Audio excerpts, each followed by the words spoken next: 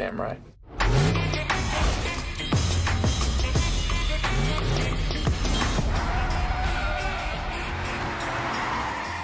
I'm sorry, ma'am. What the? Okay, so right now it's not very easy to approach the studio system with an original idea because we have remakes, sequels, prequels, reboots. So how did you approach them? How do you pitch an original script and convince them that it's worth shooting? Yeah, it's something that is definitely difficult to kind of get an original movie off the ground, especially in this climate. I mean, I would hope that it will become easier, like sort of, I think this year a number of original movies have done well, including Baby Driver, so that's got to be a good thing. You know, and one of the things that's kind of crazy, Baby Driver just came out in the States and it has outgrossed some of the other franchise kind of movies and stuff, so that can only be a good thing, and I think that what that hopefully means is that audiences want something different.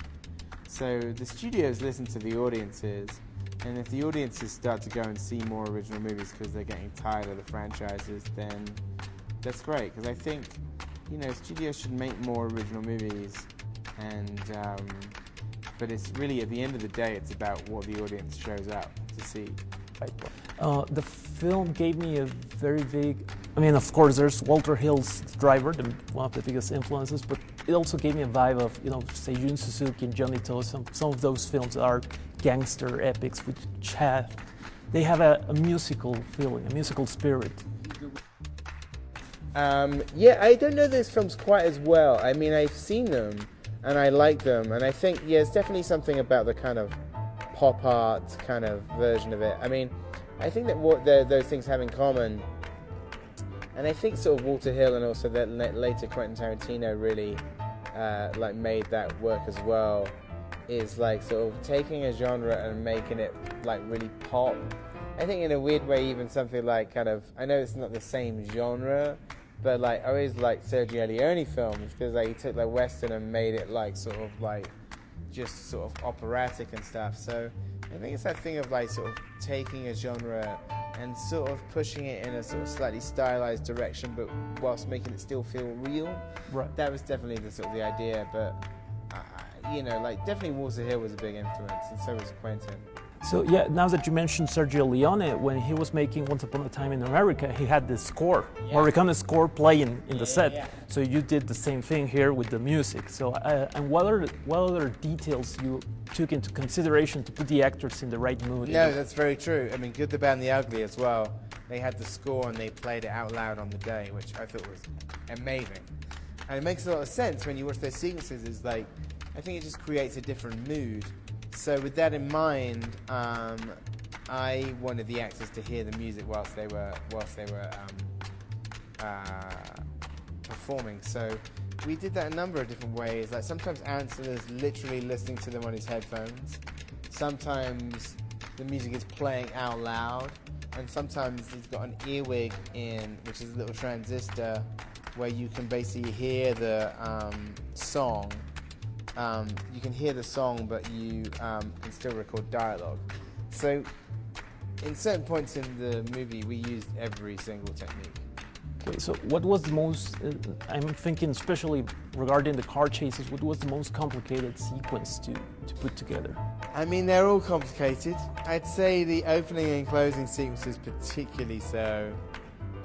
Just anything with cars is like sort of like tricky, and you're gonna make it safe but also look dangerous and just use lots of tricks, so it's such a sort of like a Herculean effort, a big car chase like the opening sequence or like the ending of the movie, between like camera and stunts and locations and everybody.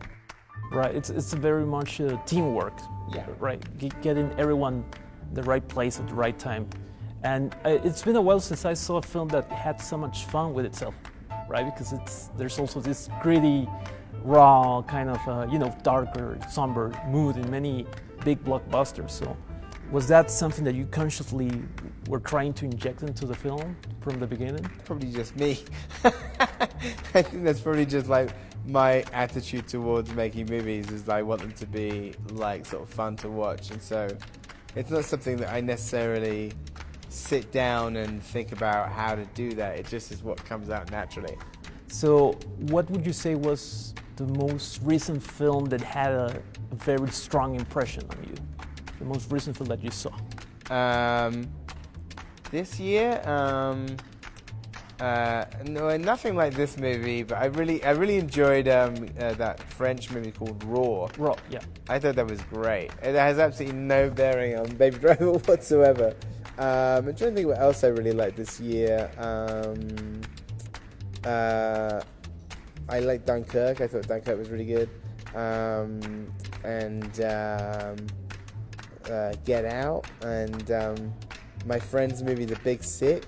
So there's a bunch of movies that I like this year. I mean, none of them like sort of necessarily have any bearing on Baby Driver, you know. Right.